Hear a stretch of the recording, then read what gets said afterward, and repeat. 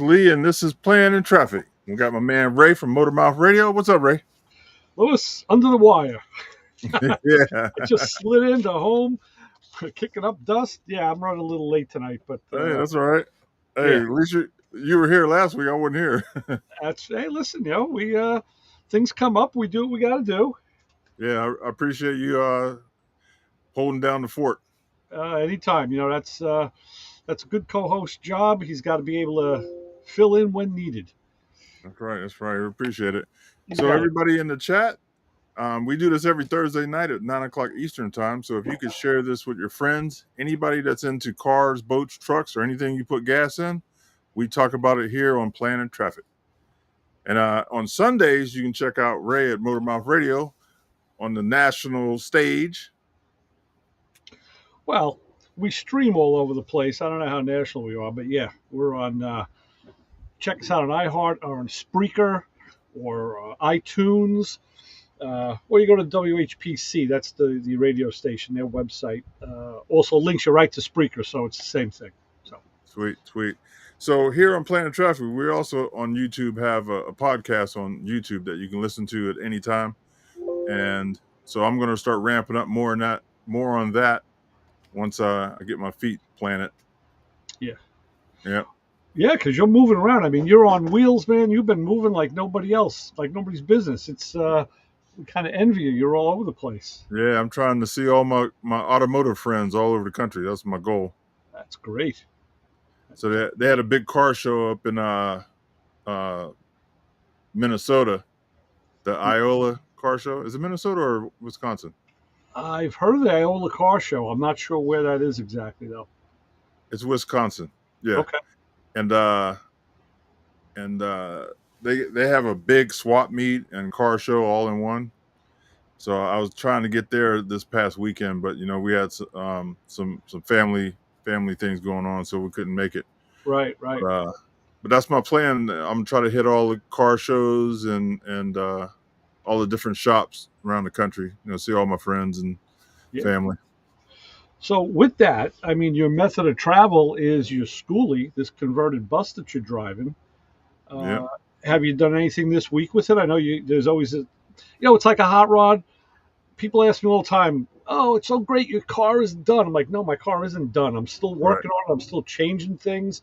I have 2 projects going on it right now." Yep. And I say they're always a work in progress because sometimes you just find something better that you want to upgrade.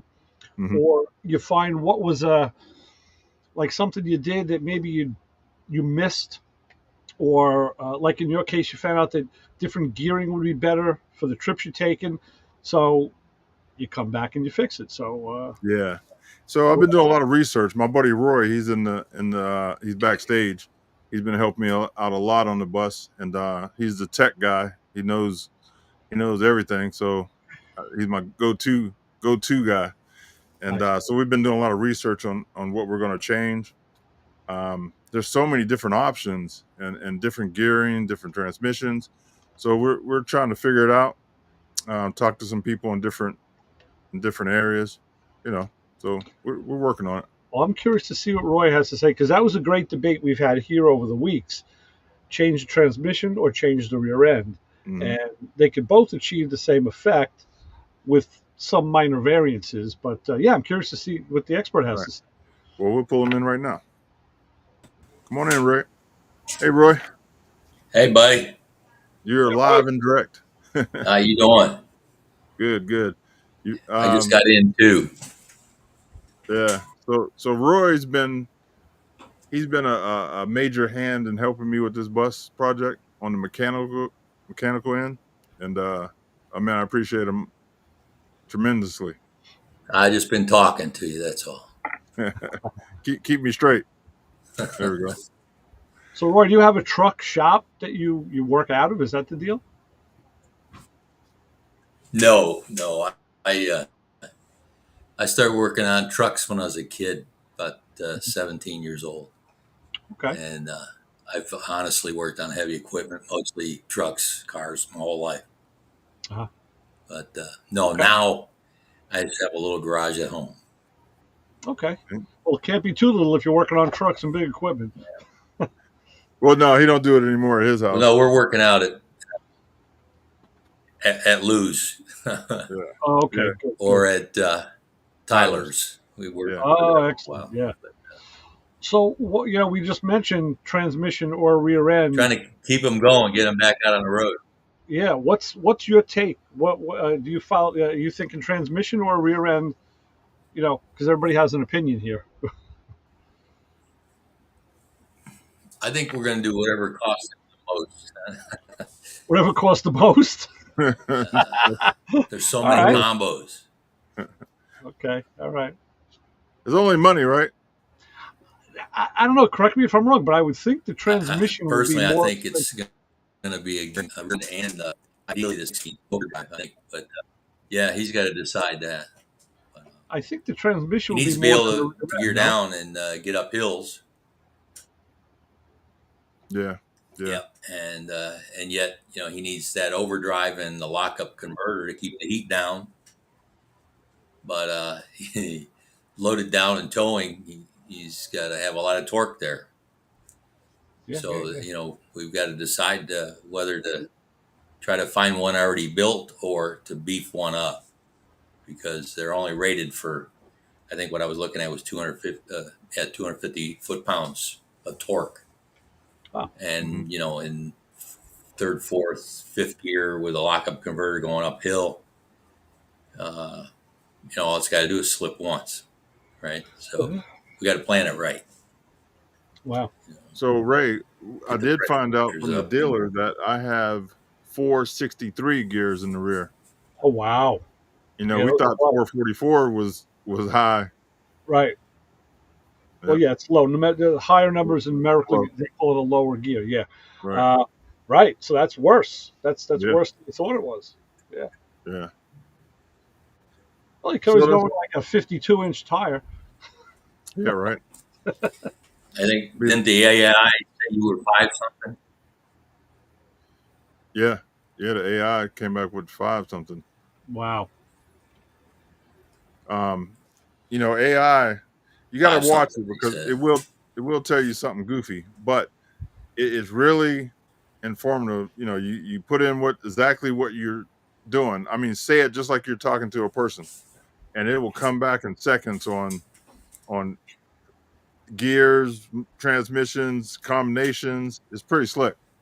Yeah, I'll say I've used it a little bit. I got kind of fooled into it because now if you do a Google search, the first thing that comes up is an AI response. So I Yeah, look at it, and I have had a couple that I thought were not. Yeah. It was a little more general. Now my daughter works for a PR firm, and she's using it extensively. mhm, And she just had to do a project on it and about it. And she gets a lot deeper with it. And we have some conversations, and she loses me in the first 3.5 minutes. But the takeaway that I get is, yeah, it's here. It's here to stay. It's going to get better, and that's a good and a bad thing because you don't know. I mean, I see it all the time with car videos that I watch. Um, they'll have the AI, bot read the script, and it sounds great. The voices are great. Everything is good until they get to details. And I see this all the time. mhm. They'll be giving you the spec on an engine, and they'll say it's a 350 CI engine. Well, that's not how people talk. It's a 350 cubic inch engine. They'll Right. do that all the time. They always get screwed up with the numbers. Um, and then it pisses me off. I'm like, you know what? And I unlike the video. It's like get it straight or get it out. So, but it is coming along. Yeah. The problem's going to be you don't know who you're dealing with after a time if it's real or not. They're getting better. Yeah. They are, but that's good and bad, I think. Yeah. But I'm old, so Me and Roy agree with that. You kind of got to be careful with it because yeah, it have leaning sideways. right. But I'm taking advantage of how fast it searches stuff because we've talked about It this already on knows me this too show. well, right? Yeah. So we talked about this on this show that you start searching for something and it never gives you 100% of what you're searching for. But Yeah, with the AI, it really digs in deep and fast. So mm, it's cutting down your time of searching through 20 different websites because it's doing it. It's going through 100 websites in seconds. You know, I liken it to if you had to look something up and you had the Encyclopedia Britannica in front of you for people who know what that is, or a rudimentary computer. The computer's going to do it faster, and that's kind of where we're at. AI, if it's correct, if it's done right, we'll get a lot more information and it will get it faster because it's, Yeah. there's an algorithm there that it follows, and Yep. you know, And the more questions But we it ask, also says, according to a couple of online videos, you yeah, know, yeah, he's using the online shows as well for yeah, information. and that they don't have to be. I You mean, can get we it find wrong that fault way, with that right? stuff all the time. It doesn't mean it's always correct. right. You got to do your diligence. Yeah. So Roy's working on a vehicle for his son's sister-in-law. So I'm going to pull Brian in because Brian is the knowledge of the Jeep motors. What's up, Brian? Jeeps, no way. There he is. What's up? So Roy, go ahead and tell him what you got happening. Well, my wife loves Jeeps, right? And knowing that I hate them, and I think they're probably some of the worst on the road. But I've worked on hers, the last couple of them, quite a bit. I'm dealing with what is this? It's a 19. Oh God, I can't think of what they call it now. Cherokee Cherokee. Limited. It's got the 3.6, I guess, in it. I haven't seen it, so I don't see it. And she said, it was blowing white smoke when she started. It was knocking real bad. Okay, well, there's your head gasket problem. And then I started looking it up, and good God. Are those the bad motors, by the way, the 3.6?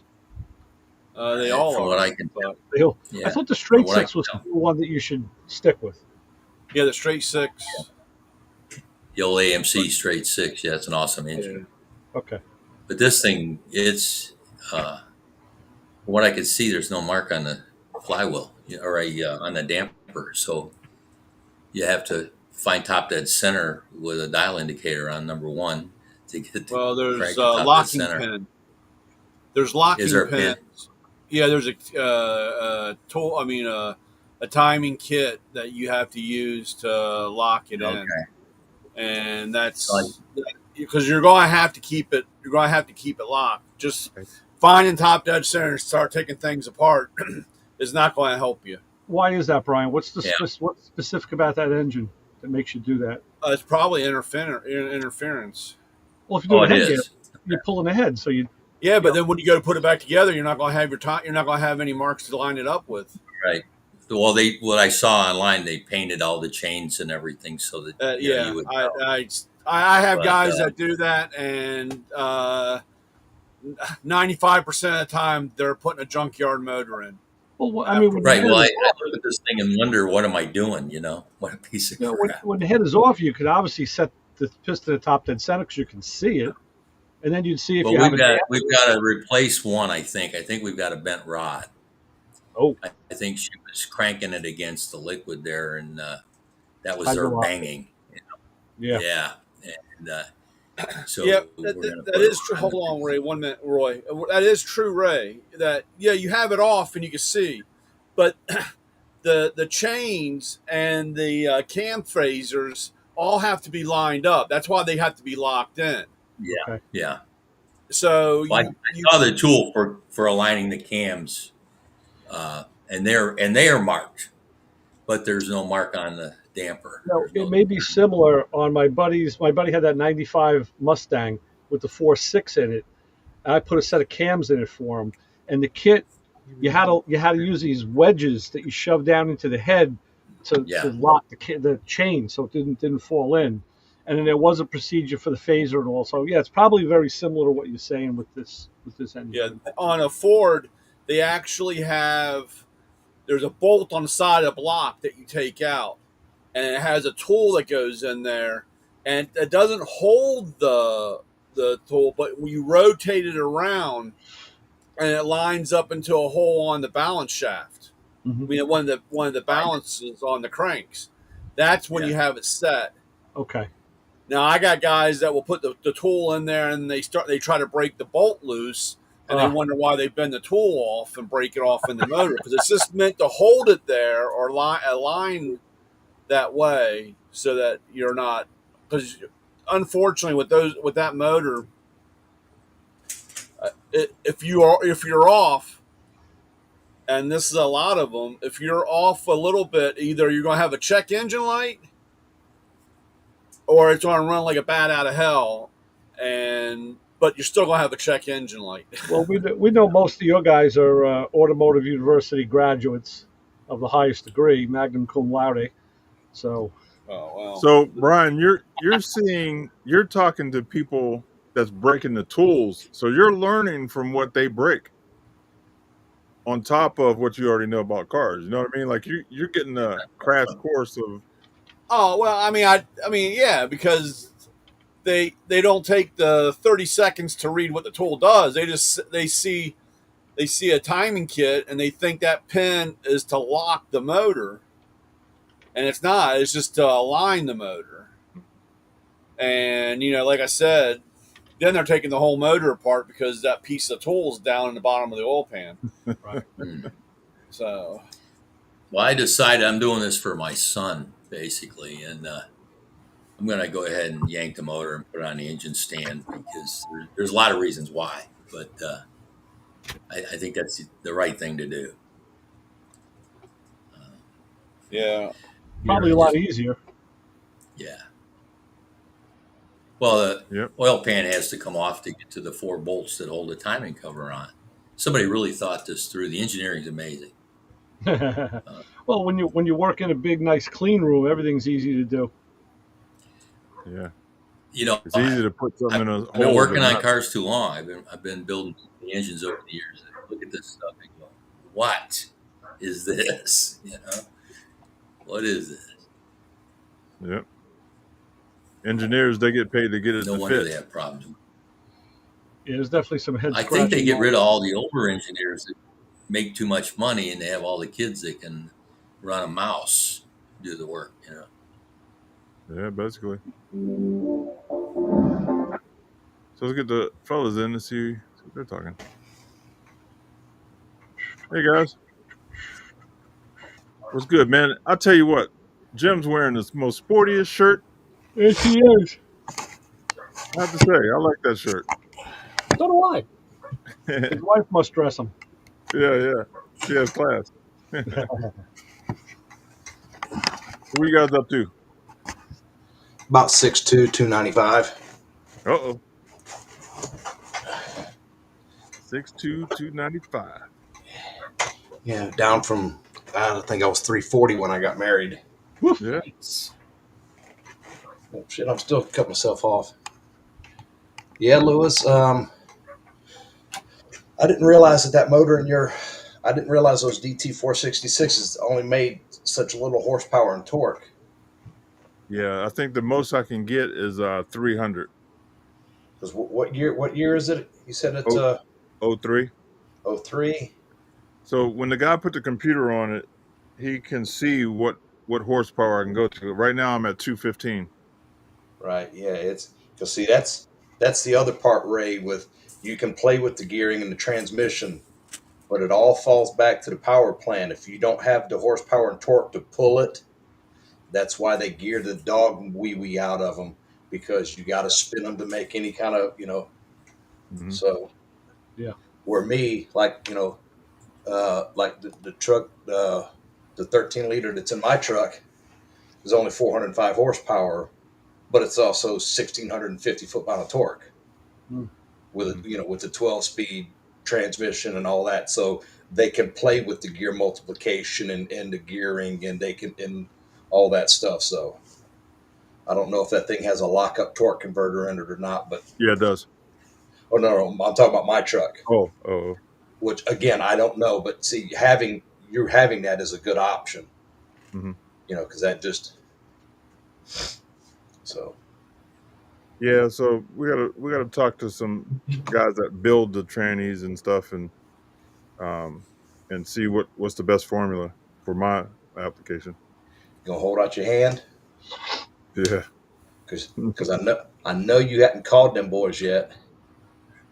No, I haven't. You I hadn't haven't. called them guys because that's what they do every day. Is they do that class 7, class 8, and even some Yeah, class 6 stuff. Drop a dime, brother. Drop a yeah, dime and get some free information. yeah. I yeah, I'm going to because I've been, you come back home and your family just traps you into doing everything but what you need to do. That's true. That's true. So once I get some family stuff taken care of, then I'll make some calls. Because you're right, they have everything down there. Because like I said, I drove from Charleston years ago when my first tractor because it was going to take them a week to get me a. Again, it's one of those that tomato. In the hot rod world, they call it an intercooler. Well, in the trucking world, as you know, they call it a charge air cooler. It's the same thing. It's an air to air intercooler. And they had one at Richard Karn's.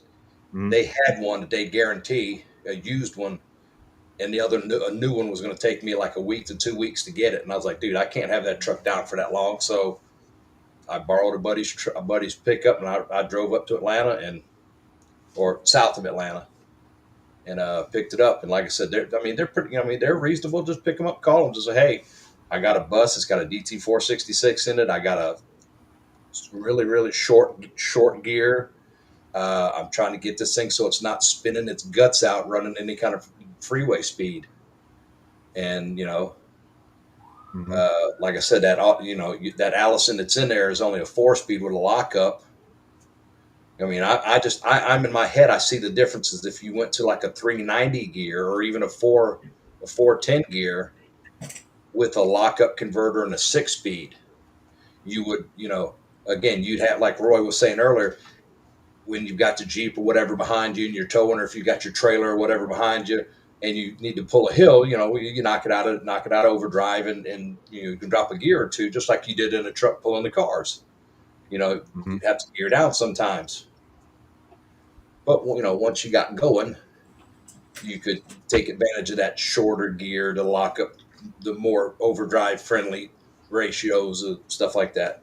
Because like I said, I hate to see you out there, the thing killing itself trying to get you and the Yeah. missus out there doing your thing. Yep. And she's not too big of a woman to push the bus if it breaks down. Yeah, they don't like that too much. Yeah. Getting hot I going think- uphill and cooling down going downhill. Yeah. Well, You know, well, Roy, that's why the name of my company is Drag and Fly Logistics. Because a buddy of mine used to talk about a dragonfly Peterbilt he used to drive, and he was like, "What?" And he goes, "We'll drag him up one side of the hill and fly down the other." I can't even go fast as going down the hill because it puts my RPMs up real high. I got to slow down. Put it Yeah, neutral. yeah. I bet that would play hell in the compression band or the compression braking in that band in the transmission. Yeah. Well, Lewis, you know what the Georgia overdrive is, right? No. Neutral. Neutral. That's Let it coast. Jim. You're laughing, but that's what they still call it, the Georgia overdrive. Put that I thing in can't I neutral. can't do that in mine because the computer fights it, and if you knock it out and then try to put it back in, it doesn't know where to start up, so it has to come to a complete stop and then go. Brian, mine will do that because it's got that eco mode in the transmission and the programming. And if I'm going down a hill, like I was coming back from Alabama, there's a couple of hills on 20 that are, got a not a bad grade, but they got a good grade. And it goes, you see the little dash turn orange and green, and you see the display go from like 12 to neutral, and you're freewheeling. Yeah, mom won't let me do that. It's Brian, it's Well, I can scary. do it. I can do it. I just can't get. I just can't put it back in gear and go. I got to come to a complete stop. It shocked me when it did it when I was bringing it back from Texas. I was like, this thing just knocked itself into neutral. What the hell's going on? And I'm like, then I found out more about the programming, and I'm just like, My good old Lord. tool truck could do that. That was always nice. But this new one, it's fighting itself the whole time, trying to maintain optimum fuel and economy. Mhm. Of course, I have to do this for the loop. This week was a real bad week, considering that I lost the AC in the back of the truck. Oh, So the back of the truck is like 700 degrees, and then my turbo's on the fritz. It's gone. So Friday, my turbo comes tomorrow. I get to put in. So, Where'd you get the turbo? I ordered from someplace out in California. I called the dealer here, and they didn't have any, and they said they had to get it out from California. It'll take 5 days and $1,500 and this and that, and wanted me to come down and pay for it now, and they'll call me when it comes in. And so I called a couple other places, and it's pretty much the same story. So I called some dude out in California. I don't know what it is. I just stumbled across, Mm-hmm. and he's like, "Oh yeah, have it to you in 2 days." So, Nice. Brian, That's I wish probably you where they were well. getting it from. yeah, probably. It was Brian, I like, got a guy. Yeah. I, go. What was that? I say I got a guy in Griffin, Georgia, that will build one for you. Yeah, actually, there's nothing wrong with the turbo itself is okay. It's the electronic part of the turbo that's fucked oh up. God. I got like a 10-minute window of heat, and by the end of the day, once it gets too hot, the ETC solenoid goes bonkers and doesn't know what to do. And then meanwhile, the truck is trying to force it through the gears and retard this and put the air flap down so I can't suck any air. Actually, I undid the air inlet. I took the flap out, so at least I was still getting air in the motor so I could drive it, because it kept trying to close it. I hate that truck. I hate the truck. The truck is so, like I said, it tries to maintain whatever the temperature is supposed to be, and it'll sit there and idle around, jumping up and down from high idle to low idle. And Probably from California. Yeah. well, I have that I have that California efficient sticker on it, so I guess it applies.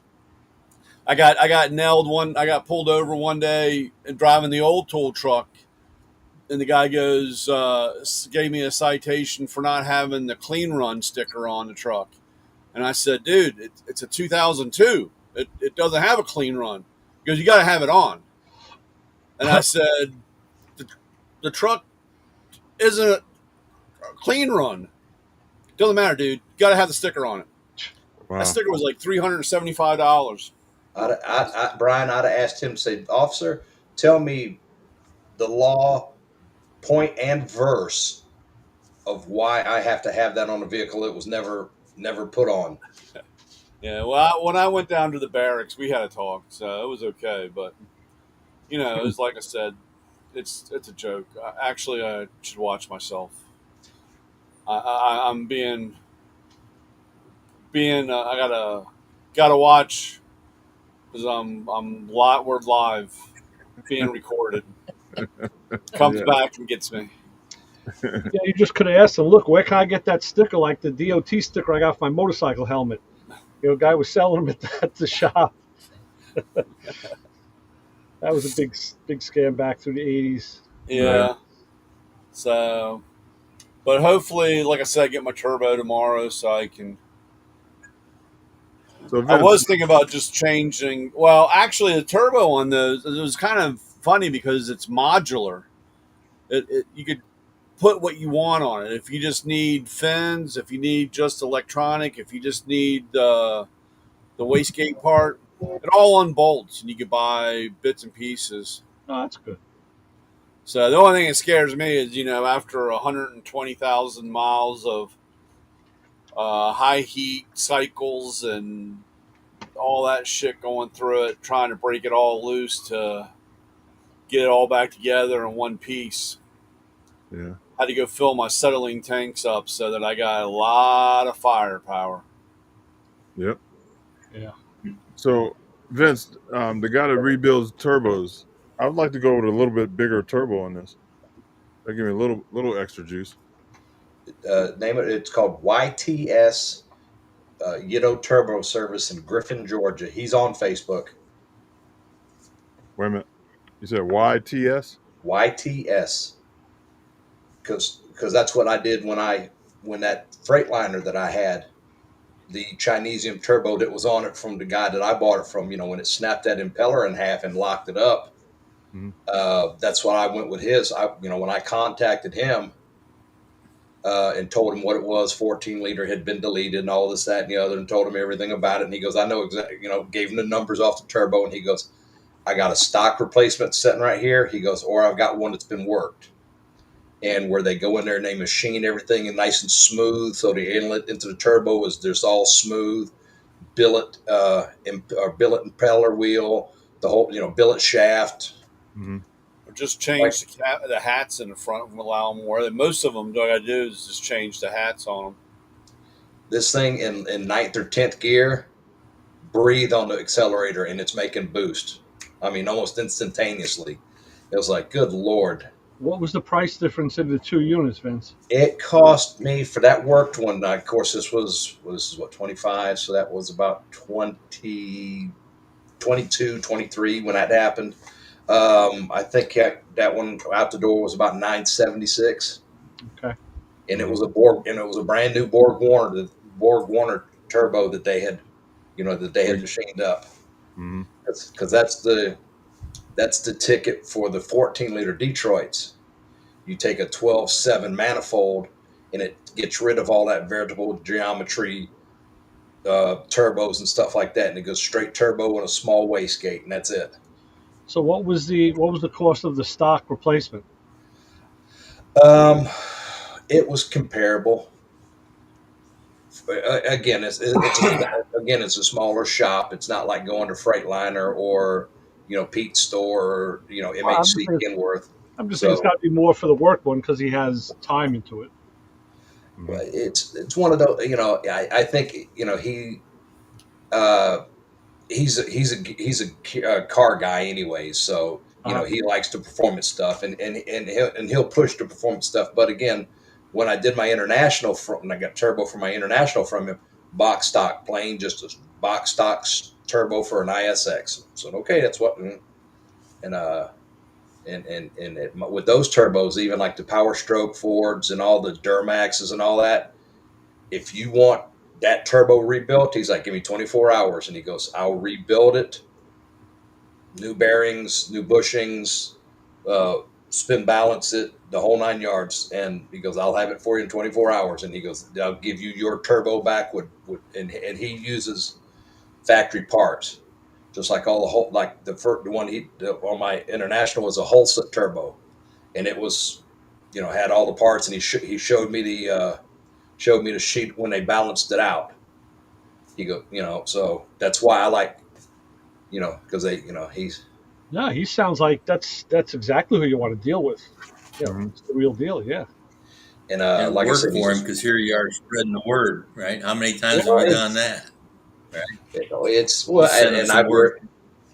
I tell anybody that's if I have to put a turbo on anything, I call him first. It's like, hey, do you have this? And he's like, it is either yes or no, or I can get it. And I mean, and if he can't get it, he'll tell you because I know a friend of mine has got an early model Power Stroke, an early 7.3, and that's a different turbo for the early models than. And he goes, yeah, I got the early, the late, the standards, the 6.0s, this, because like I said, that's what he does. You go in there and he's got a clean room where they do all of this, all the assembly. He's got a room that's where they pull them apart and they look at, do the inspection on them. Then he'll sandblast or bead blast the housings and get them all clean. And like I said, he just, you know, it, he's got a good idea of what he's doing and just, yeah, there he is. So, Sounds like a great shop to deal with. like I said, that's it. That's his name is about this long. And he says, just call me G. Mhm. Literally. That's Look how how he's at blue. that moment is G. Yeah, Look well, how it blue. is changed the hat. I mean, it depends on the thing, but if you go back up to the next one, go back down, see that no, that one, because a lot of them will have the a ramp in there that blocks up some of them. You can pull the ramps out going into the propeller. Like that bottom picture there. that's opened up, but they have some that you take the ramps out or you change the housings over, um, and that gets you more power. Well, it's all about airflow. When Yeah, you yeah, get it's all airflow. I mean, it's like everything else, dude. It's air. You got to remember, Lewis. Mhm. Air in, you got to do something with the air out. Right. I So, got 5 inch before you exhaust. putting I mean, flow masters on it and making it sound like a hot rod, you better ask the old lady. And yeah, like I said, you got to get the air in and air out. It's all got to work together. yeah, you got a standard 5x10 muffler on that thing. yeah, yep. They I can't remember the name of the company, but they make a standard high flow or excuse me, a standard 5x10 muffler for equipment like that is like 2,500 CFM. Hmm. Donaldson, that's who it is. Donaldson, I've got the number somewhere for the high flow 5x10. It flows 3,200 CFM, and like Brian was saying, more air in, more air out. So Right. that's the first thing I did with that International was when I got it back and they checked it all out and said, okay, you're good to go. I called my boy down at International. At that time they stocked the high flow mufflers.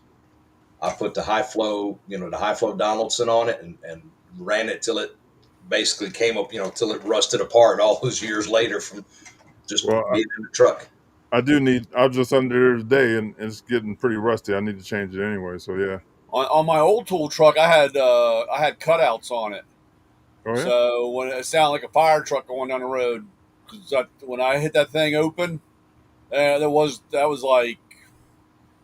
like 10 extra miles an hour faster, dude. Than that. When I was hauling ass coming home, I was hauling ass, Yeah. and it was open cutouts.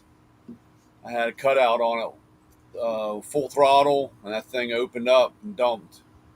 So But I mean, you're really talking just the basis of hot rodding. yeah, Because case in point, my Fiat, it's a 4 cylinder. It's not a fast car, not a big motor. But when I got a header for the car, a tube, and it had a factory cast 4-into-2-into-1 header, but I found a sheet metal header, and then put a 2-inch exhaust to the back with a thrush muffler. It still didn't make it faster, but on the highway at highway speeds, touch the gas and the car would just change lanes and accelerate because now I had a bigger Weber carburetor on there. I increased the intake and I port matched the intake and hogged that out a little bit. And now Breathing. I optimized the exhaust, and that's the other half of that story. And I see the pants. There it was.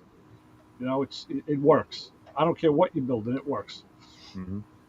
So yeah. yeah, you'll have fun, Lewis. You'll have fun. and that's why, like, you see some of the big trucks, the big long nose. That's why the guys ran the twin air cans and twin pipes and Yeah. everything. It's just Yeah. trying to more air in, more air out, more air in, more air out.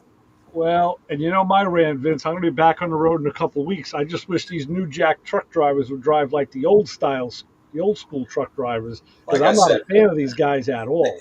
hey, we call them steering wheel holders. Uh huh. I see them all the time. They're not a Yeah. truck driver; they're a steering wheel holder. Yeah, They, yeah. they Except they're don't look holding it where in the they're. left lane, not the freaking right lane. That's where my truck is at. My truck will run. This truck is set at 75 miles an hour because that's what the tires are speed rated at. So, and that's I came back from Tampa Wednesday, and I was in the right hand lane doing my thing in the right hand lane. I mean, I don't even mind if the guy is in the left-hand lane, but if he's doing the speed that the traffic is doing. But these guys are cutting in and then they're doing 65, and we're trying to do 75. And now and there's row of trucks on the right side of you. Now you're stuck. You just got to wait. And these Ray, guys will make you wait. you want me to throw you a curveball and tell you why that's happening? Yeah, please do. Please do. ELD, Who? electronic logging device. Okay. So, that's what I thought. But I said, you know what? That doesn't matter Because what ladies in. He still has to, he's still being watched. The speed because limit. these because the big, as Dave from the one used to call them the mega carriers. When you're driving cross country, or you're a lower 48 driver where you go anywhere, company driver, and your truck is governed at 65 or maybe 66.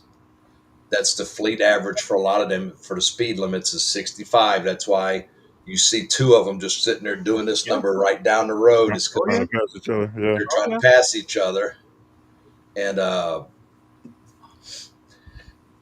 excuse me, since they've implemented the ELD, everything is Yeah. gotta go, because you don't have the time available like you used to, where you could drive when you weren't tired. You stop, pull over, and sleep when you were tired, and get the job done. Now it's, oh, you've got to go, you've got to go. You start your day, 14 hours later, you're done. Whether you've gone 100 miles, 5 miles, 700 miles, it doesn't matter. 14 hours, you're done, or 11 hours of driving, you're done. Period. Stop. End of story. I get that, and it's a restriction you have to deal with. But when the truck in the right lane is going, say, 65, and the guy in the left lane is going 65, he ain't passing him. I mean, eventually he will, but it could take miles, you know.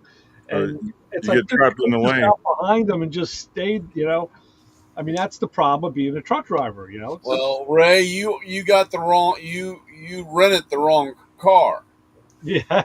because you were supposed to have a black Trans Am and be Burt Reynolds and drive Yeah. along the side and pass all those jokers. Well, I'll tell you what. In a couple of weeks, I was looking at a car this time, not a minivan, and I'm thinking about another Caddy. So I may just do that with a CTS. I don't know. We have to give that a shot. The No, CTS 4. They run Ray, good. Ray, there is video of guys getting frustrated and fed up in a big long nosed Pete, and he went and passed them on the shoulder, and I'm like, Wow. dude, I've seen that that's the other day. I mean, that's been done several, and I'm like, it's funny. I was thinking about you as I was coming back from Tampa because of that same situation. Yeah. There's parts of I-95 where I'm going to where I'm got to go. They've got signs plastered everywhere. Trucks not allowed, left lane, and Yeah. it's 3 lanes.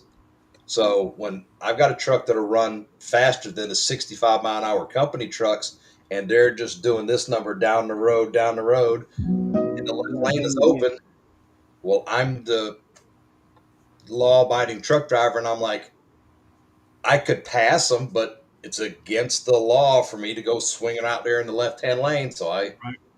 sit there and wait for them to, So it's aggravating. Oh, Vince, come on, you can tell us the truth. Take us off live for a minute. This is law-abiding truck driver. That- Come on. but that's why my other comment from last week comes in.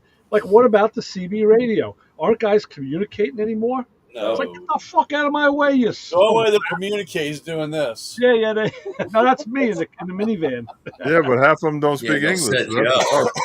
That's the, well, you know what, they have really started cracking down on a lot of that. Have they? Oh yeah, it's funny when even back in 04 or 05, I was in California outside. The truck I was driving, it was a new truck, and it was when they were started first having issues with the 14 liters. The first design of the EGR systems, they went from a round hole into like a square hole. There were a lot of turbulence. It wasn't it wasn't an engineer designed it, not a mechanic. So they had issues. Well, this brand new truck that they had given me only had 19,000 miles on it. Well, it blew the guts out of the EGR cooler. I mean, just blew them out. So once the repair shop in Oakland got it fixed, well, I had a load waiting there on the yard heading back for El Paso. And I was a little heavy because they had inadvertently nose loaded the container, or nose loaded the box and sealed it up. So when I scaled it, I was like 5,000 or 6,000 over on the drives and plenty of weight on the tandems. But no matter how we slid the fifth wheel, no matter how we slid the tandems, it was over on the nose because they nose loaded it. So I got it as best I could, and then crawled back, avoiding scales. And there were a couple places, New Mexico and Phoenix and stuff out there where coaches at, and where you end up on the smaller roads going through ports of entry. Driver, roll down the window. You American citizen? Yes, here, there's my driver's license. Where are you from? You know, I had that trip. I got asked where I was from more than I think I ever. But I was going to Little Goat Pass down 10 and down, trying to avoid a lot of the bigger scales, just because this load had to get to El Paso, and I was like there, and they were trying to send me back to Washington State. And I went, dude, I've been out for like 7 weeks. I'm trying to get to the other coasts for home time. And they're like, no, we got a load that needs to go back up to Seattle, Washington. And I'm like, not for me, you don't. So that's another question I had. When you're, trucks and scales, when they say, all trucks must exit, what if any trucks are exempt from scales on the interstates? They have 10,000. Yeah, if you're 20 over 10,000. I mean, if you're under 10,000, All right, and, so I guess if you have a DOT number. So if you're driving a U-Haul truck, you're okay. Yeah. Well, hold on. Certain states have certain restrictions. Like when you go into the state of Florida, they've got a big sign there that says commercial vehicles, rented vehicles, trucks, trailers. It's like they call it an agricultural inspection station. Uh-huh. And if you go smoking through there in a U-Haul or Ryder or Penske truck and don't stop, guess what's going to happen? You're getting pulled over. They're going to come find you. Okay. All right. Because I went through there one time, Ray, and they had a guy out there with a 26-foot Ryder, and they were making him unload the truck. Oh, geez. Because they wanted to. Why did you run the scale, or why did you run the inspection center? It's clearly marked. Now he's suspicious. If it's flashing, bypass. Why did you run it? Well, you must be hiding something. Right. So bring it back to there, and once they made him unload it. This was many moons ago when I first started with my tool truck, and cruised through, and there's one that I have on my route, and cruised through, blew right by it, and I didn't get 30 seconds down the road, man. State boy pulls me over. He's like, I said, well, what's up? And he's like, you didn't stop. And I said, I mean, I'm not a big truck. And he goes, you're over 10,000 pounds. And I'm like, oh, I didn't know. I said, dude, I just, I don't know. He goes, well, he goes, what do you mean you don't know? And I said, well, I don't know. And he's like, you're supposed to know the laws when you're driving this thing. And I'm like, well, I flunked that part of the class. Oh, boy. And then he was like, by that time I had lost it, man. I was pissed. And so we had a little lecture on the side of the road, had class, walked around the truck a few times. And now what really pisses me off, though, is when I go through there, the guy just goes, keep on moving. Don't even stop. But again, you got to go through. So. In the bus, I'm so excited to go past the scale because they can't pull me in. No. Brian, your truck got a DOT number on it? Yep. Hey, my wife wants to mention that I might throw a certain finger up when I go by. Yeah. Ray? Well, there's only one, right? I'm sorry. This one, right? Right? No? You used to drive truck, Lou. I'm pointing at them. Like, the New York salute. DOT, I might or might not do the very same thing at certain scale houses. You guys are number one. They used to run me through the ringer. They hated the hot shot trucks, man. I'm telling you, every scale they'd pull me, and the guy would go under the back with his creeper, and he'll come out the front with a paper. There you go. Yeah. Never fails. You get something. They'll find something, boy. But getting back to what you were saying, Ray, when I first got into it, and the way they told us, again, this was back in the O's, 04, 03, 04. They said if you have a DOT number on your truck, why risk it? Pull Yeah. in. Yeah. If Yeah. they don't want to talk to you, guess what? They'll do like Brian just said. If they don't want to talk to you, Wave they'll you on. they'll Yep. tell you to move it on if they don't want to talk to you. If they have because a lot of them have the weight and motion what's it, weight and motion, where they know pretty close when you hit it. They've got the computer figures out when it hits the pads. Well, that's what I was wondering too. And again, this is all coming from a non-truck driving Oh, it's motorist, so I have these questions. So I noticed before the truck stops, and in some other places, they have those readers up across all the lanes, and I was wondering if that was speed or what exactly is that? If they could come, you know. well, that's getting to the point that I was about to get to. They do have, just like you have where you've got toll roads, you got like pre passes and stuff for tolls. Uh-huh. They do have a system that you can. It's usually through your carrier or whatever. It's kind of the same idea as a pre-pass, but for a scale house where you got to go in there and you got to fill out. They want the weight of the truck and your equipment and stuff like that, and you pretty much send the information to them, and so that way, um, if you'll notice it when they've got the thing that looks like a almost like a street light, and it kind of hangs over the first two lanes, Uh-huh. and they'll have the sign up that says pre-pass, follow in dash, or follow the expedited truck that I used to drive. He had one of those in there, and what happens is when you go by that, you'll have it'll light up just like when you go through a Toll thing will tell you to toll. go. Yeah. It'll go either green, yellow, or red. If it's green, they say then that's you don't have to stop. You're good. Yellow, maybe. Red, definitely go in.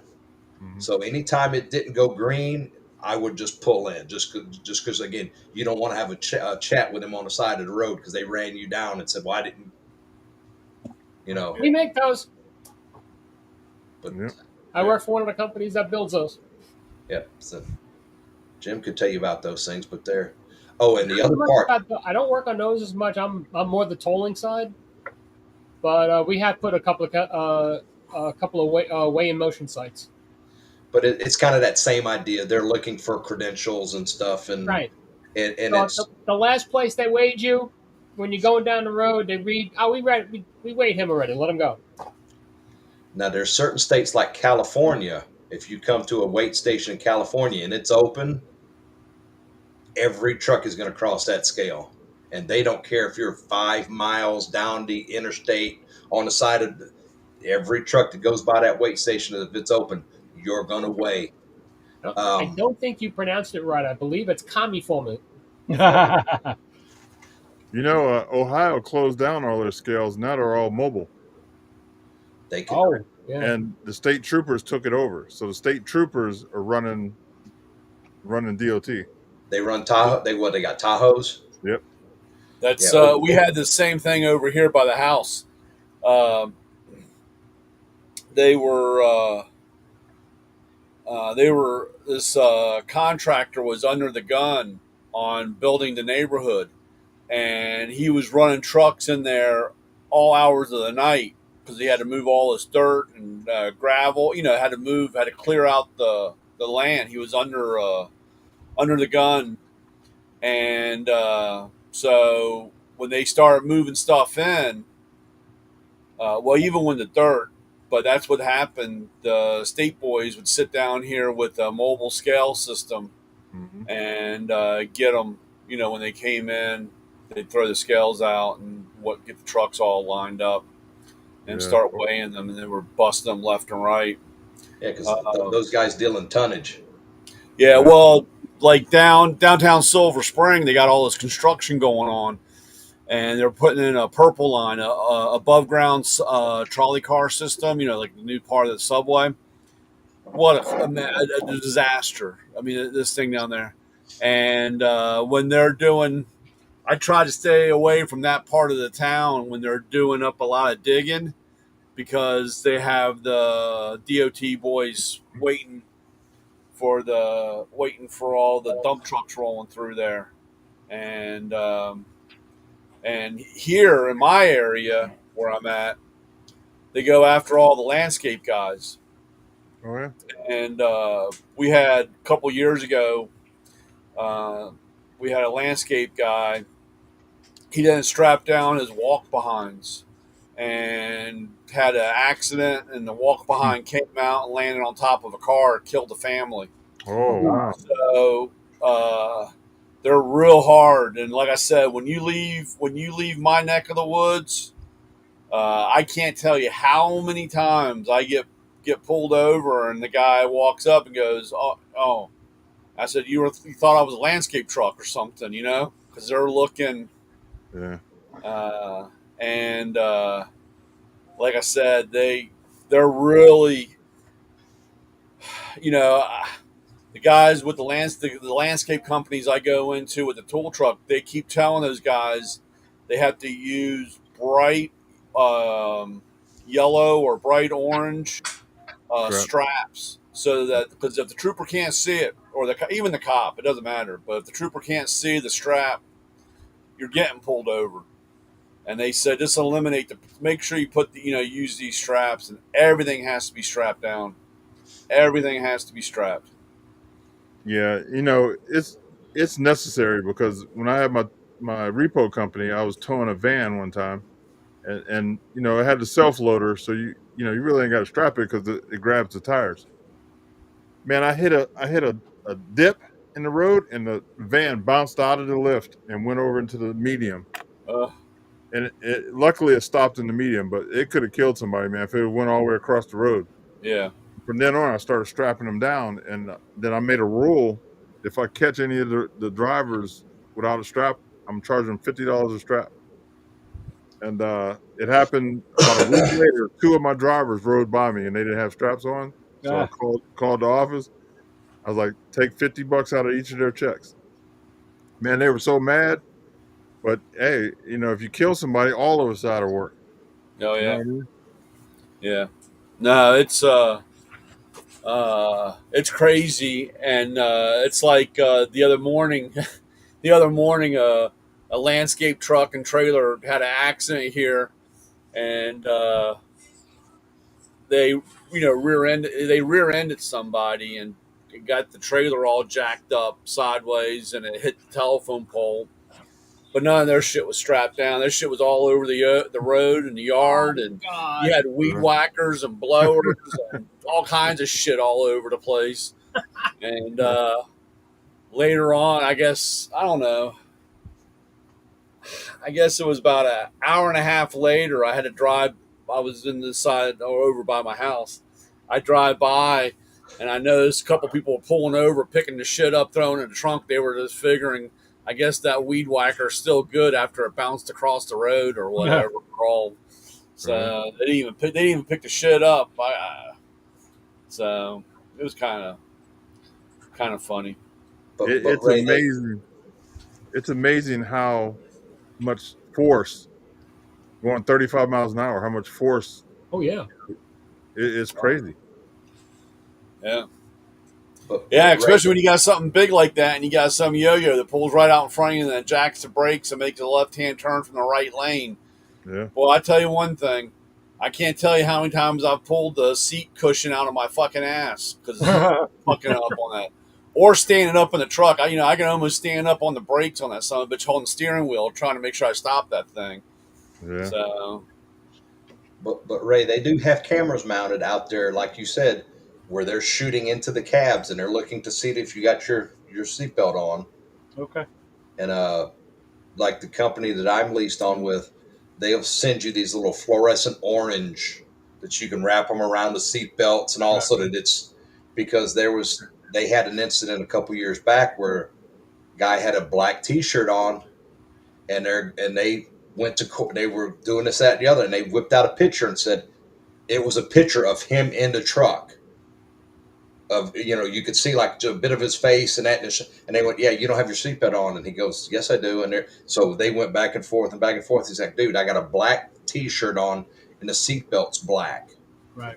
They ended up, I mean, they had to go to court several times, but they ended up proving he did have his seatbelt on. But like this new truck, my belts are like a lime green, where where you can clearly see that no matter what color shirt I'm wearing, the belt's on. So in what aisle in Bucky's do they sell the black T-shirts with the green stripe on it? There you go. I'm sure it's like Six. aisle 6 or something. Aisle 6. Yeah. Yeah. Right next to the beaver nuggets. Yeah. When we were down south, that was the first time we seen Bucky. So we were in there, man. We kept going back. We had to go back and get all kind of stuff. Yeah, we had we got one that opened up in Virginia. It's 2 hours away, so I'm trying to talk the family in for a family field trip to Bucky's. What road is it on, Brian? Because I did pass one my last trip down. I just heard about it. I don't even know where. I know it's just, what is that? Is that 77? Yeah, I think it's something 82, 87, or whatever. The guy told me it was. One of my customers says, "Have you been to the Bucky's yet?" And I was like, "No, dude, where the fuck's the Bucky's?" I want to make a point. Oh, it's down in Virginia. It's 2 hours away. It's the largest gas station. They had like 75 pumps. Yeah. The largest one in Texas has like 150 pumps. Yeah. It's huge. And they have everything in there. They're cooking brisket. They're cooking pulled pork, sausage, smoked turkey. Yeah, everything. Sounds like Iowa 80. Yeah. Kolaches. I mean, they're just my favorite thing. My favorite thing they do are the potato chips. They do fresh made potato chips, and they call them like beaver chips. Nice. It's like, oh my god, those are so good. Yeah, you can spend an hour in there easy. Easy. They opened one up here. They opened one up here not too long ago, I guess, but I don't know where it is. I think it's on the other side of the state, over by like Las Vegas, like right before you cross this out of the state. Like it's in, I think it's in, what is that? Kingsman. Kingsman. I've been to Kingsman, Arizona. I think that's where it's at. There's if you went through Phoenix and then headed north and then headed out. I forget the interstate, but and then you head west after going north a little bit. There's a Flying J or something like that. I think it's in that Flying J is right before you come down into Kingman. I think that's where the Bucky's is right around that area, but I'm not sure. I just know I heard that they got one, but it's on the complete other side of the state for me. So yeah, they've got a wall of beef jerky, Lewis. So there's they make it there. Oh yeah, it's. Yeah. I like their brisket sandwiches. The smoked turkey's really good. Yep.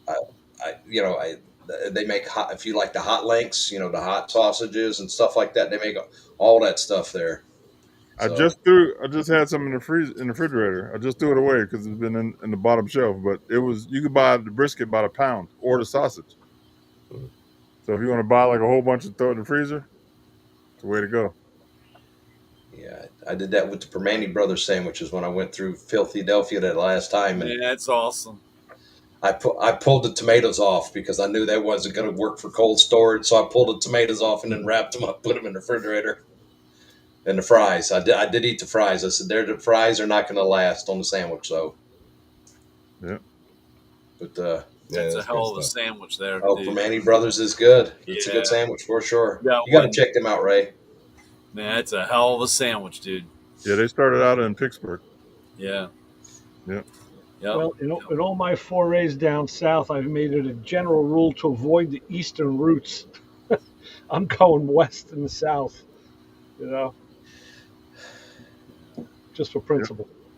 Well, yeah. Well, if you ever get down through Ray, Gatlinburg, Sevierville, all that area. Yeah. Right, there's a big Bucky's right there on 40, right there in Sevierville. Okay, yeah. I can see. I'll be down there again. I used to come up that way when I was going to Louisville. So, What's up, guys? Hey, Keith. Coach showing up all clean shaven. Looks like a different person. Yeah. Hold on. I'm in witness protection. That's nice.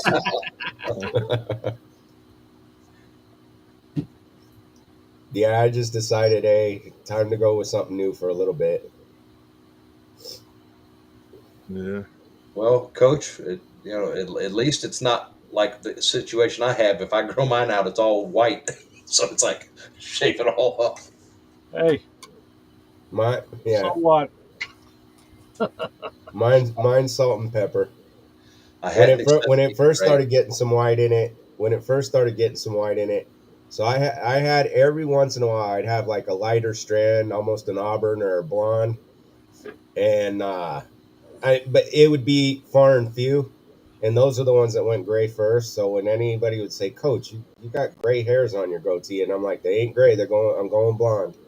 I'm Yeah. going blonde." And then as it got more salt and pepper, a couple of the kids on the football team were like, "So you going blonde, Coach? You a blondie today?" And I'm like, "You know what? Shut up." Right. Hey, just tell them keep living. That's all. Yeah.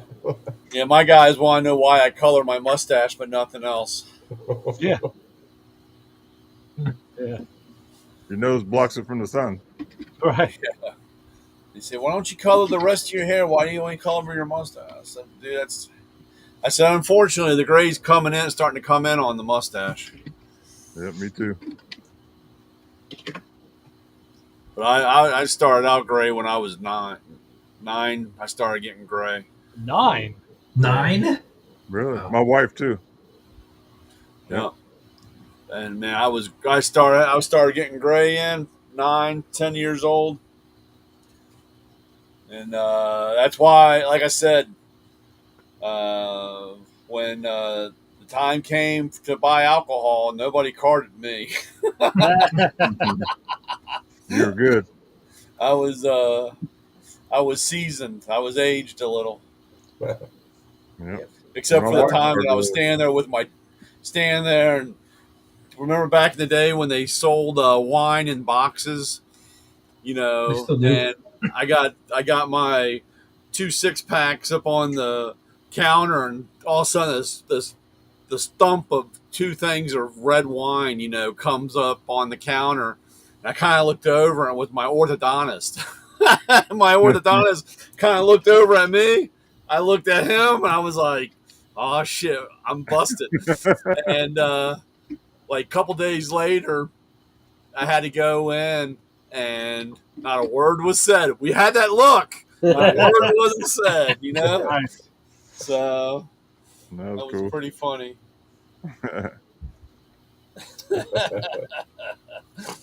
Yeah. So here in Ohio, I don't know if you guys have them in your states, but we have drive-throughs where you can buy liquor and Yeah, and we wine and had stuff. one. We Yeah. had one. It's closed. It's still there. It's still a liquor store, but you can't drive through. Yeah. Back in the So, day, that was always the ultimate. Taking the hot rod through the drive-through and pick up your the beer and stuff. alcohol and drive off. So my high school had a work program, and my job was at a drive-through serving alcohol. I Like, think what kind of Ray worked at one. What was that place you worked at, Ray? Something barn? Dairy Barn, but they didn't sell alcohol. Oh, Dairy Barn. Oh, no. It was dairy Now, products. now Lewis, is that one of the places that's got the window that you Yeah. drive up, or you drive through the building?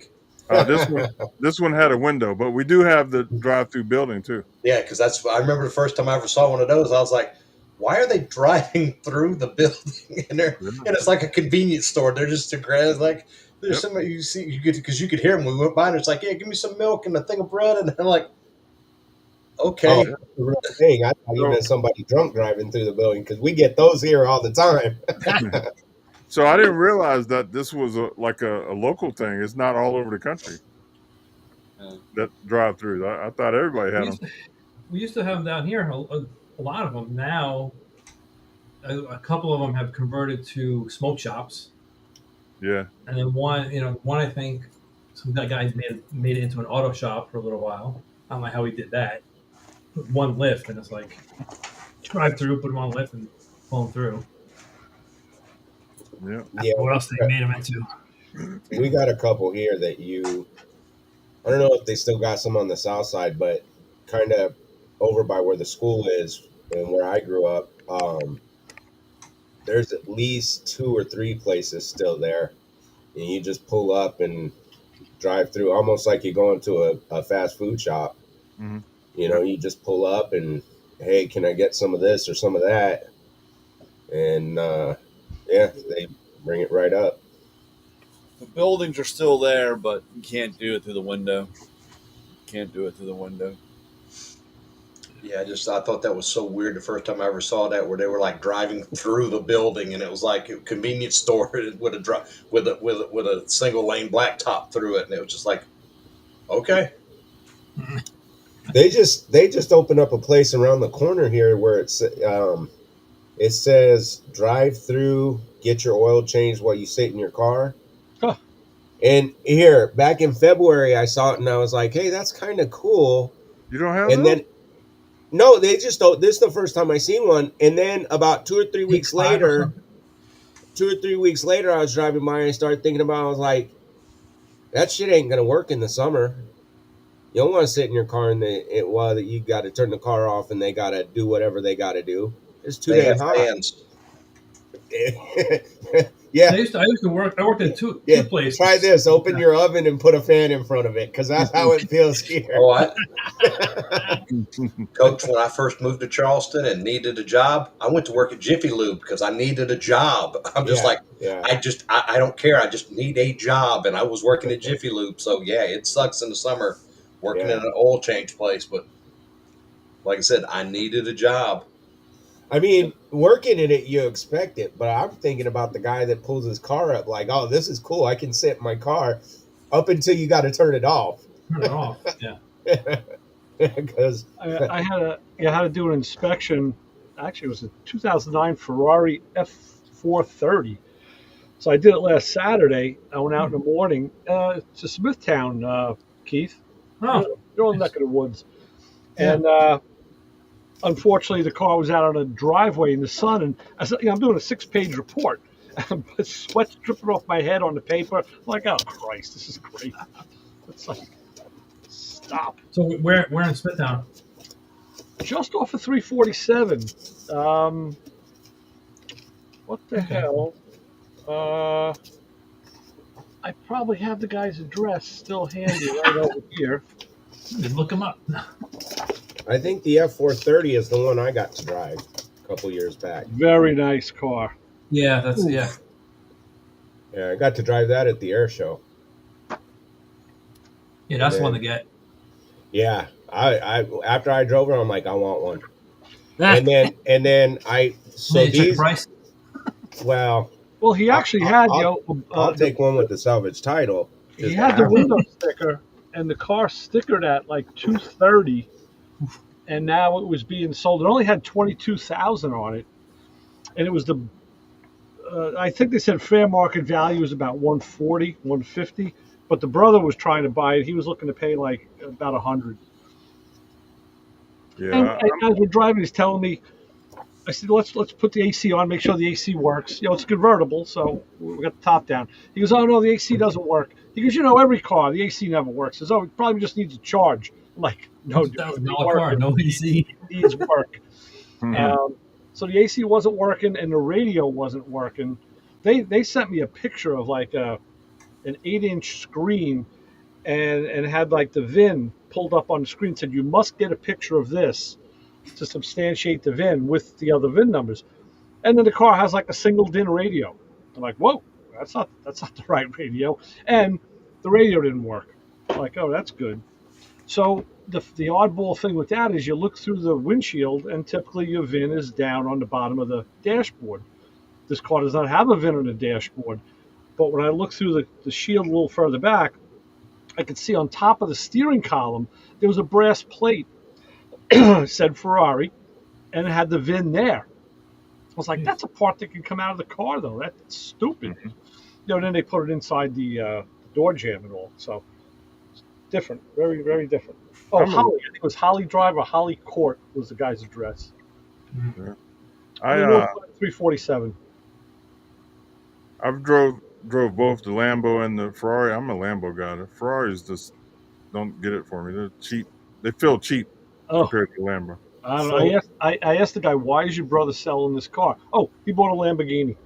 I said, Yep. okay. Yep. I'm telling you.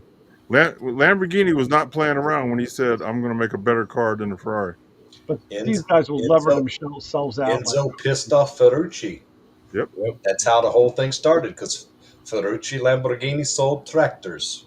Yep. But he was upset that his Ferraris, he was not happy with the way they ran, how expensive they were, and that. And when he tried to talk to Enzo, Enzo basically gave him the chin and said, "Hey, you're a tractor builder. You don't know anything about building cars." I'm surprised because also I think with Ferrari, you can't sell the car to somebody. You can't sell it. They will not. You can't buy a car. You have to. Well, that's certain models. I think it's focused on all the models because that's the way they retain the value of those cars. They won't. You can't. I don't think. I think he's gonna have a hard time. It's gonna come down to when he buys that, and then that's what happened to what's his name, Jay Leno. Was it Jay Leno? No. Who was it that bought a Ferrari and he had all kinds of issues? He couldn't get the paperwork on it. I can't remember. It was somebody on it. How can you not? How can you be restricted from selling a car? That's the way that's like Tesla, dude. It's just like corporate America, dude. This is why they kicked Val out of Snap-on. Come on, man. We are not free. Dude, don't let me get John on you. Don't let the inner John come out in me, dude. You guys, they're not going to let you. That's where, like, even if you get your car wrapped or you get it painted, if it's a car that Ferrari doesn't like, they will hit you with a cease and desist order. They went after that guy that made it 4-wheel drive. Yeah. He took a salvaged Ferrari and made a 4-wheel drive out of it, and they went after his ass. That's just as bad as they going after me because I made a rat face mask. Come on, dude. There's a 308 Ferrari, a white one that was at SEMA that they put a Honda K24 motor in. That I haven't heard anything recently, but originally when that all came about a year or two ago, Ferrari put a cease and desist, and Ferrari was trying to repossess and confiscate the car. These guys are crazy. I got to stop talking. I got to get more coffee. Go get some espresso. Now, when I got to drive that Ferrari, so it was one of those things you pay to drive it. It was at the air show, and they had like a little track cordoned off where they had you drive it.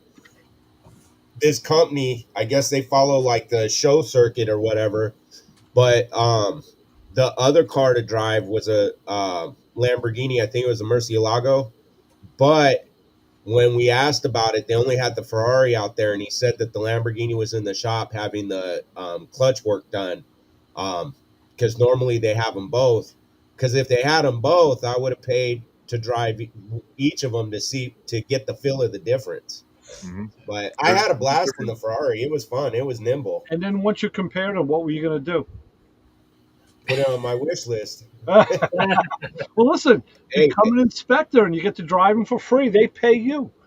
Yeah, that's true. I should consider that. It's not hard to do. I mean, at least for a summer gig. No, but the first Ray, I was thinking it was like a Camry. I'm like, oh, okay. I'm like, I want to go inspect a Camry, and then after I did some like old Cadillac and some cool cars after that. Ray, I was thinking I should do that traveling the country. Can I get on a traveling circuit? Yeah. That would be a good gig. Well, I could put you in touch with the company. They're out of Connecticut. I mean, I asked her, I said, listen, once I relocate, I said, I'm going to go down south. I said, you have any work for me? She goes, oh, sure. Well, I'll work for you down there. No problem. I'm like, okay, good. I said, because, it's I mean, I'm not breaking the bank here. It's not like they pay me a lot of money, but Right. it's good pocket money anyway. So Yeah. Send me the info. It's Yeah. like Lewis. It's like when I was in Vegas. At the one big truck stop there in Vegas, Hmm. across because it's across the street from the track, Hmm. and they've got that exotic rentals. Mhm. Has got an office there where the same thing like what Coach was saying. You can go in there and you can drive a Ferrari or a Lamborghini or a Porsche or whatever because they've got the exotics, and they'll take you out and ride show you the course, ride you around a little bit, and then all right, your turn, and you get to drive them on the course. I got a friend in New York City that has a rental company, high-end rental company. Just Ferraris and Lambos and Audis, everything. R8s. Yeah, Yeah. they got something because I've seen it out here. Like I've seen it advertised like on Facebook or on different platforms that they got something that I guess every other year it comes through, and up at the Firebird Raceway up in Phoenix, um, they have a handful of cars. Like you can rent a Porsche GT3. Um, there's a couple Lamborghini options, a couple Ferrari options. In the Ferraris, it's like the 430s, 360, somewhere around that range. The older ones. I forget the other cars they have, but they have like a selection that you can basically rent.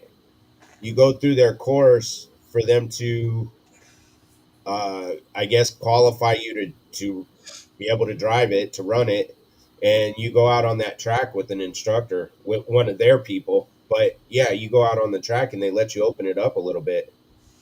But that's also the same area or the same track where the Bondurant School of Racing was. They since he passed away, the family, I guess, either renamed it or sold it.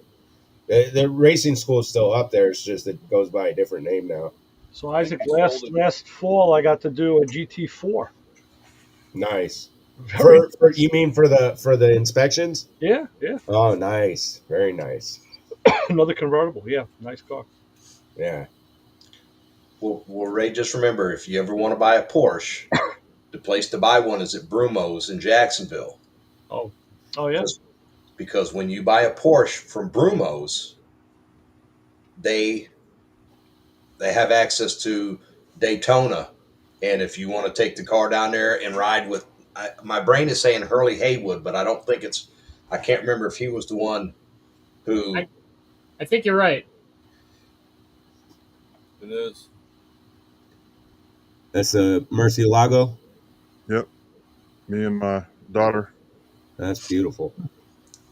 Because when I had a family or by marriage family member that had bought when they were brand new Boxster S's when they first came out with them, he went down there and traded in his, what was it, not 356, the 956, or no, excuse me, 968, I think it was. He wasn't going to trade a 959 in. Yeah, no. No. It was what the 944 ultimately. The 968. 968. Yeah. And it was I drove it. It was a nice car. I mean, 6 speed. You should have kept the 968 because the Boxster S was nothing compared to and the value of you don't even see a 968 today. I know where one's sitting and I'm trying to get. Little old lady has it. And, Oh no. This guy didn't even like to really drive cars. Yeah. And it's like, well, why did you buy a Porsche, or why did you buy something like that? It's a driver's car, and I guess he just thought it was a status symbol. But yeah, that's it. No, I mean he had a convertible 968. It was a nice car. I mean, 6-speed, 3-liter. I mean, it ran pretty good for what it was. Big old coffee can pistons in that son of a bitch. Like I said, a 3-liter 4-cylinder. It was a big. 6-speed. It would boogie. I drove it in the 968, right? Yeah, 968. Yeah. Yeah. And like I said, he traded it in and traded it back to Brumo's and bought the new Boxster S. And that was a nice car, but again, why buy a car like that, Brian, if you don't like to drive? Yeah. I like the look of it. Is it the Cayman? That's the twin of the Boxster. Yeah. Yeah, I like the Yep. looks of it. I like I it depends on the car, but when it comes to the Porsches and stuff, I like having the open air, but I prefer a Targa top as to a convertible. I'm not big on the convertibles. But again, it depends on the car. You give me a Cadillac convertible, I'm gonna drive a convertible all day During long. that time for Porsche, that time, people don't realize how close they were out the door. They were done. Didn't Volkswagen step in and help them out? No, Toyota. Oh, Toyota. It's Toyota. Yep. Well, if it wasn't for Toyota, there would be. And I know I'm like, if anybody's really listening and we're live, I probably get all kinds of shit. But dude, I'm telling you, they were done. I was in training during that time, and those guys were telling me how bad it was, and that it's hard to believe in 20 years where they are today and where they were, and where they were almost. Wow. It's unbelievable. And then they even tried to milk it with the Boxsters, because they did the Boxster. You had the Boxster, you had the Boxster S, and they went along and they said the 911's coming back, and people were paying extra whatever it was, $15,000, and it was a Boxster with a Boxster with 911 decal on it. What do they call that? A 993 or something like that? No. That's when they brought back the 911. They brought it back. The 99. That's when you get into all the crazy, what would that be? It'll be like 967. It's whatever the model year is. That's where they got the number or something like that, or whatever. They got some strange. You got to look at what the architectural, or not the architectural, but the design pattern. When they drew that, that's what it was. Because back in the day, even in the very beginning, Saab was trying to sue because they couldn't have the 911. Because it was the original plans for the 911 was 901, and Saab had something with the 901, or had something with that. All their cars were something. Yeah, and so they went round and round and tried to sue and went after and all kinds of shit. So that's when they came up with the 911. But if you look on a 911 and you look at the part number, all the part numbers are 901, because that's what the design pattern was when they were doing. That's what it was. So that carried on. And then when like I said, when they came out with the 944, the 951, the 968, or you get into all the different 911s, they had a really hard time, because when they tried to change the name in '89 to Carrera, which was a 911 Carrera, they wanted to just call it the Carrera. And they had a hard time because people were upset that it no longer had 911 on the back of it. So that's why they still had to go back to that, because they tried multiple times changing that name, to change it to a name. Yeah. Instead of a number. All right, guys, time for me to bail out of here. Okay, all right, Jim. Hey, Jim. Take care, guys. All right, have a good week. Be safe. Stay dry. Brian, hey, I can remember Lewis, I sent you a message, Lewis. Did you see it? Brian, no. I can remember when Volkswagen brought out the Phaeton. Remember those, Ray? Yeah. The $80,000 Volkswagen, and people went, "What's the sticker on that car? It's a Volkswagen, and it's $80K." I saw it at the auto show, and it was gorgeous. Beautiful. I drove a couple of them. They were nice cars. Nice cars. They were I went and looked at one to like an 8L. They were comparable to a big Audi. Yeah. But that Volkswagen badge for $80K just did not work for a lot of people. Yeah, there was one one of my the dealership at Dark Cars, and I took it for a spin, man. I wanted it, but dude, they're nice. Well, the problem is you can't find anything for them, dude. God, they were a handful of years. They ran them. Huh? They ran them for a handful of years, and when they didn't sell, Pull the plug. The vents folded up in the dash. You didn't like you looked. There was like no vents in the car. There was no. Wow. And you turned the air conditioner on. They moved. And I mean, it was crazy shit, dude. The Typical info- German, super over engineered, dude. The infotainment rolled out and everything. It was nuts. Yeah. Nice coffee cup, Ray. From the Great Smoky Mountains. Got this in probably in Sevierville. Absolutely. Yeah, it's crazy. Those, but man, it's amazing. It's absolutely amazing how far in or how deep Porsche was of going under. If you guys want to read some interesting stuff, look up HR 4117. That's in the pipeline. They're trying to get pushed through or try to get signed into law. Lewis, you want me to send them a link? I'm just following HR 38. That's what I'm interested in. I just sent it to him in Facebook. Okay. Which one is that, Ray? National Reciprocity. HR 4117, I believe it is.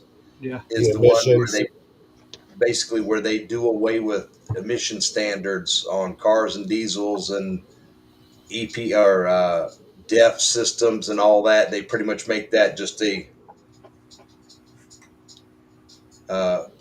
because it's such a financial burden on the cost of the car, the life of the car, trying to upkeep. It's extremely expensive, and it's an unnecessary cost. Okay, HR 4117 is the Fuel Emissions Freedom Act. That's it. And it is in the first session of Congress. Let's see, in the House of Representatives, June 24th, 25. So it's in there now. Okay. So then what does that mean? You just get to rip all the DEF stuff out? Bypass you can't rip it out. Well, yeah, you had to have it reprogrammed. You had to have your computer because if you try to rip it out, the thing won't run. That's like I said, my truck's fighting itself the whole time. It's fighting itself because it's trying to run at an optimum temperature, it's running. So, and like I said, if you try to bypass anything without reprogramming the computer, it's not going to run. I would say, Keith, is just Google HR 4117. You'll pull it right up, and there's not very long. No, there's 5 facts that Congress found, and then they have the issues from the repeal, and it's pretty interesting. And one of the guys was saying is it goes because they're talking about potentially change. You know how they like to get a good piece of legislation and then monkey with it. And the guy was saying, look and listen, if we think if they want to do something, what they should do is basically sunset or time limit the emission standards or the emissions equipment.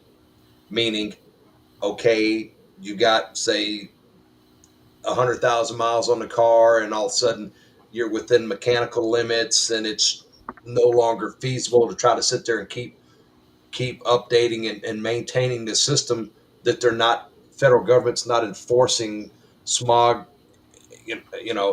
as well as some of that stuff in the quote big beautiful bill. They were talking away with getting rid of oxygenated fuels, California specific or boutique blends, as they like to call it, where certain states, California, Washington, and all these have their own fuel. They're talking about getting rid of all of that crap. Going good. Summer blend, winter blend. There you go. Everybody gets the same gasoline like it used to be. Excellent. Mm-hmm. So, on another note, let me show you something. Brian already got the skinny on this. Talk about tools for a minute. This here is my Mac. It's a Mac ratchet wrench. That's the one you was talking about. Yep, it's a great wrench. I have a set of them, and they reverse. They get into good places. So on the 13 millimeter side, I went to use it the other day, and the reverse doesn't want to reverse. All the other ones are nice and easy. Even at the 11 on this side, reverse is easy. The 13, man, it doesn't want to move. I soaked it. It's fully sealed. Didn't help. So I got in touch with Mac on Brian's recommendation. And this was back in June. They put out a case. One guy called me back, says, listen, that wrench set has been discontinued, which is ironic because the ratchet set that I had bought, when one of the ratchets broke and I wanted to warranty it, they said, no, the ratchet set is discontinued. It wasn't even in their catalog anymore. So they gave me a credit. The credit led me to buying this set of wrenches. So now he says, well, they're discontinued, but since it's a lifetime warranty item, we may be able to help you out. So now I haven't heard back since June. I call them the other day, get lost in their maze. Couldn't get him. I called today and I get the guy. Well, because 2 days ago, in the mail, shows up this. It's a Lang 11 and 13 millimeter ratchet to replace this. That's a little short. From 1982. And this reminds me of this, which is, this is horrible. Yeah. 12 teeth. And this is a snap-on ratchet, by the way. So I call back. I get a guy on the phone today, and I said, listen, dude, what's going on? I said, they sent me this. And he says, well, let me do a little digging. He goes, you got the part number? Sure. I'll give you the part number for the tool and for the set. I got it all. He goes, now the tool's fine. He goes, well, that's been discontinued. I said, yeah, I know. But, they said it was lifetime warranty, so you'd be able to do something. Well, yeah, so the closest we could get is that Lang. I was like, that ain't the closest thing out there to this ratchet. Yeah. But so I said, so basically, like, that's it, right? I said, no amount of phone calling. I mean, you do realize that this new one won't fit in my wrench rail because it's shorter. And, I do have the full set. And he goes, yeah, I feel bad. I feel bad for you, but, this is what we got. So I didn't see any value in arguing with the guy. I mean, he was just doing his job. So I said, okay. You should have told him my Harbor Freight icon is still working. Dude, off the record. Yeah. So that's what you get. Did you guys talk about the valve thing and Snap-on? Did you talk about that? No. Well, Brian mentioned it briefly, but we didn't get into it. She is no longer a Snap-on dealer. She's going to be. Yeah, so that's what I was going to ask Brian. So how do you be an independent and you can still sell Snap-on stuff? Well, he can't talk about it. Well, I'll tell you what I know. Oh, wait. Why don't we just break the live? You can do that. Yeah, okay. Okay, yeah, so wait a minute. Yeah, she's talking about it. She's saying stuff. Yeah. And okay, everybody, thanks for coming on the show tonight. And we do this every Thursday night at 9 o'clock Eastern time. So tell everybody to come hang out with us. If you have any car questions or any automotive stuff you want to share, please feel free to reach out to us. Thanks, everybody, and good night.